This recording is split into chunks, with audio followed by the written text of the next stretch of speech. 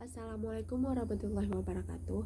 Kami dari kelompok 8 akan mempresentasikan hasil makalah kami yang berjudul Evaluasi Pembelajaran Matematika yang akan dibacakan oleh saya sendiri, Nurul Wahyuni. Pengertian evaluasi pembelajaran. Secara etimologi atau bahasa, evaluasi yang berarti penilaian. Dan evaluasi mengacu pada suatu tindakan atau proses untuk menentukan sesuatu. Menurut Wayan Nurkancana dan Sunartana, evaluasi adalah tindakan atau proses untuk menentukan nilai segala sesuatu dalam dunia pendidikan. Kata evaluasi dalam istilah evaluation menurut Groenland tahun 1985 adalah suatu proses yang sistematis untuk menentukan atau membuat keputusan sampai mana tujuan program telah tercapai. Menurut Wiersma dan George, evaluasi adalah suatu proses yang mencangkup pengukuran dan testing, yang juga berisi pengambilan keputusan tentang nilai. Pendapat ini sejalan dengan pendapat Ari Kunto yang menyatakan bahwa evaluasi merupakan kegiatan mengukur dan menilai. Dalam pendidikan ada berkembang istilah evaluasi di bidang pendidikan dan evaluasi di bidang pembelajaran. Evaluasi dalam bidang pendidikan berhubungan dengan bagaimana sikap peserta didik setelah proses pendidikan dilaksanakan. Evaluasi itu memiliki makna siswa, guru, pembimbing, atau penyuluh sekolah, orang tua siswa. Makna evaluasi bagi siswa ada ketika hasil evaluasi tidak memuaskan. Dengan informasi ini, siswa dapat mengambil langkah-langkah yang sesuai. Evaluasi bagi guru bermakna memberi petunjuk baginya mengenai keadaan siswa dan juga materi pengajaran dan metode mengajarnya.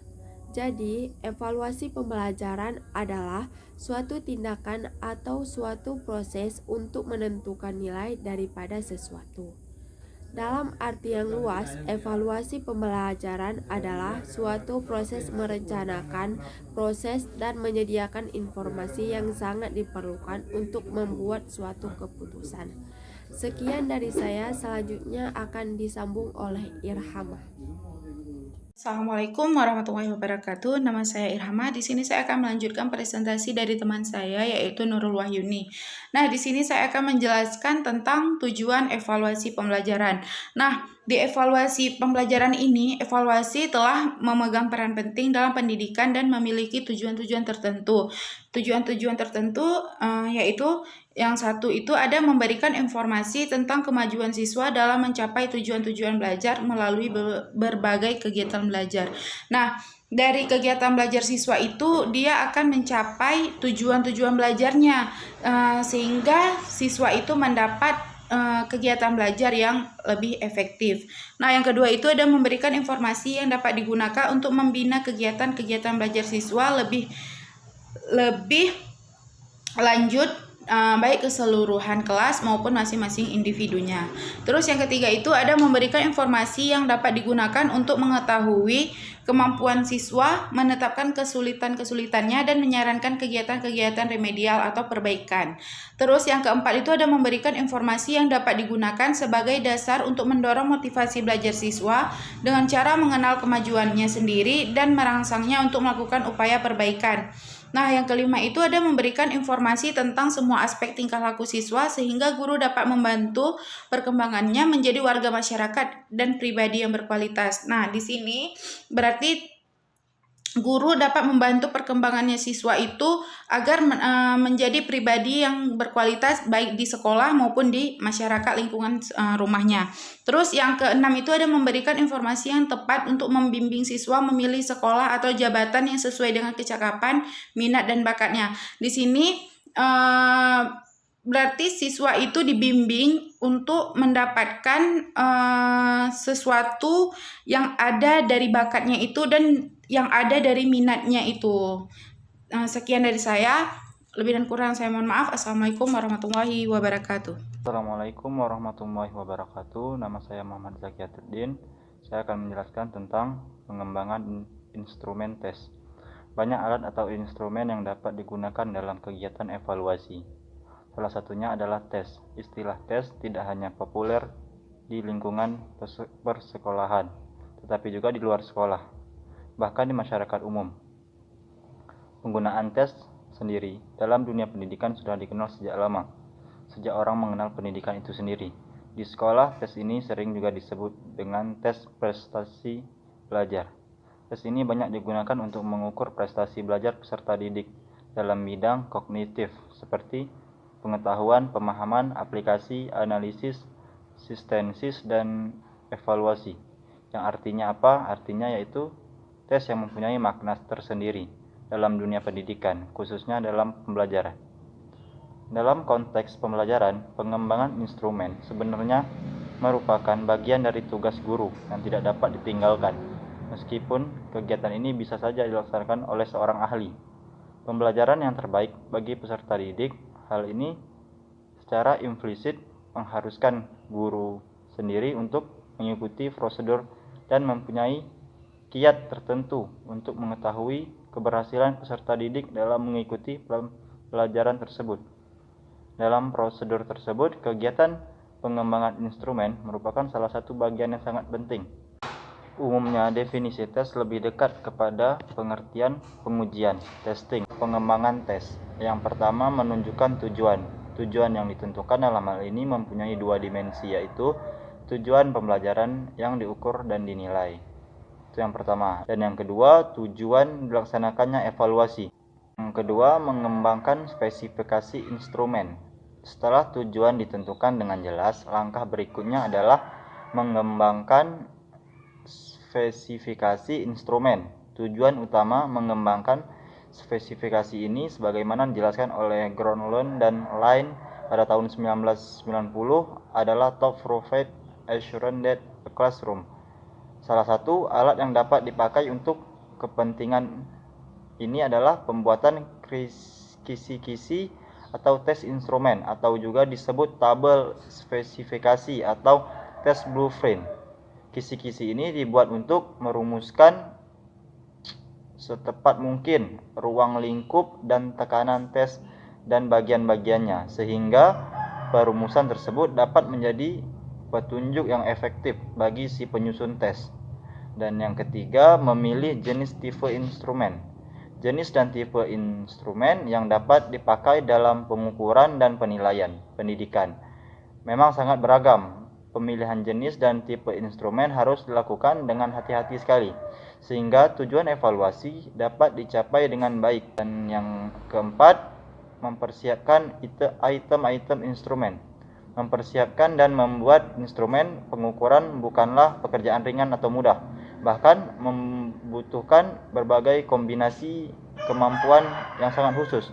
Dalam hal ini, menurut Sumadi Suryabrata pada tahun 1987, untuk dapat melakukan tugas ini dengan baik, ada 5 kemampuan khusus yang harus dimiliki, yaitu antara lain penguasaan materi yang diteskan atau diukur,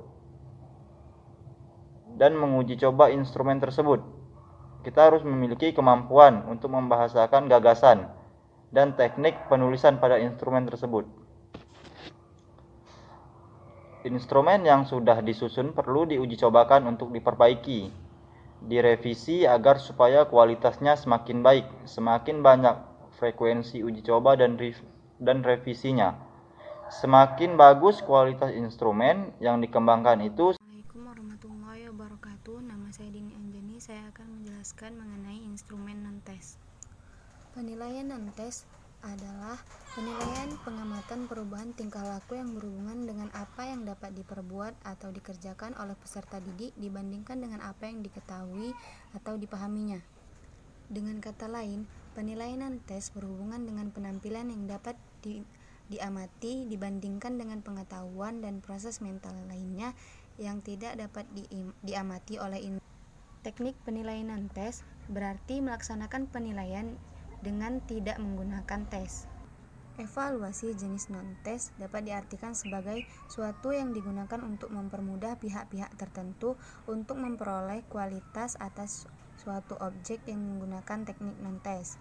Macam-macam instrumen evaluasi non-tes, antaranya yang pertama adalah observasi.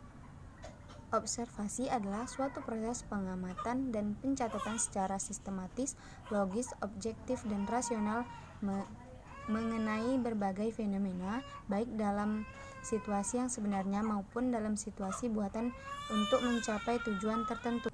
Kedua, wawancara atau interview. Wawancara merupakan salah satu bentuk instrumen evaluasi jenis non-tes yang dilakukan melalui percakapan dan tanya jawab baik secara langsung tanpa alat perantara maupun secara tidak langsung. Yang ketiga, ada skala sikap. Untuk menilai sikap seseorang terhadap objek tertentu dapat dilakukan dengan dilihat dari respon yang teramati dalam menghadapi objek yang bersangkutan. Yang keempat, ada daftar cek. Daftar cek adalah suatu daftar yang berisi subjek dan aspek-aspek yang akan diamati. Yang kelima, skala penilaian. Dalam skala penilaian, fenomena-fenomena yang akan dinilai atau itu disusun dalam tingkatan-tingkatan yang telah ditentukan. Dalam skala penilaian, terdapat teknik pemberian penghargaan evaluasi non-tes dari hasil penilaian seorang guru. Pemberian penghargaan sebagai aspirasi guru terhadap siswa yang berprestasi. Manfaatnya, pertama, menimbulkan respon yang positif. Yang kedua, menciptakan kebiasaan yang relatif kokoh di dalam dirinya. Yang ketiga, menimbulkan perasaan senang dan melakukan suatu pekerjaan. Yang keempat, menimbulkan antusiasme, semangat untuk terus melakukan belajar. Dan yang kelima, semakin percaya diri. Dalam pemberian penghargaan, ada dua teknik yang digunakan guru, antara lain yang pertama teknik verbal, yaitu pemberian penghargaan yang berupa pujian, dukungan, dorongan, dan pengakuan seperti kata bagus, benar, betul, tepat, baik, dan lain sebagainya.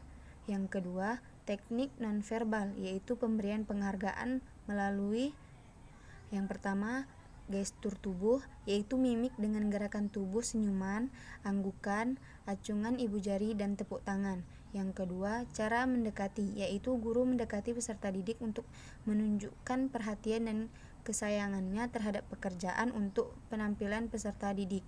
Yang ketiga, sentuhan, seperti menepuk-nepuk bahu, menjabat tangan, dan mengelus kepala dengan memperhatikan usia anak, budaya, dan norma agama.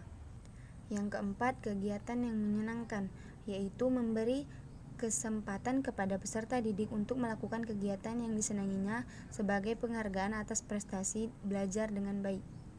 Yang kelima, simbol atau benda, seperti komentar tertulis secara positif pada buku peserta didik, piagam penghargaan, dan hadiah. Sekian presentasi dari saya. Assalamualaikum warahmatullahi wabarakatuh.